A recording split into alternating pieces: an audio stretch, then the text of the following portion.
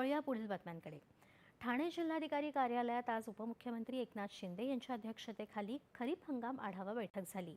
शिंदे यांनी यावेळी केवळ कृषीपुरतं मर्यादित न राहता इंटिग्रेटेड गाव विकास मॉडेल मांडलं असून या मॉडेल अंतर्गत शेती, जलसंधारण, हवामान आधारित नियोजन, आरोग्य सुविधा आणि घरांचे नियमितीकरण या सर्व घटकांना एकत्र जोडत ग्रामीण महाराष्ट्राच्या सर्वांगीण विकासाचा पथदर्शी आढावा शिंदे यांनी सादर केला.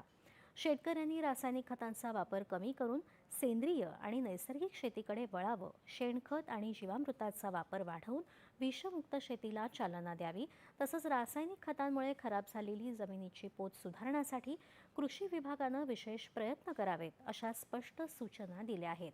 त्यामुळे उत्पादन वाढ, खर्चात बचत आणि जमिनीचा दर्जा सुधारेल असा विश्वास उपमुख्यमंत्री शिंदे यांनी व्यक्त केला.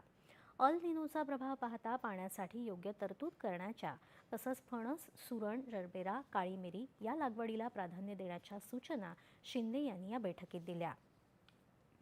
रिक्षा आणि टॅक्सी चालकांसह व्यावसायिक चालकांसाठी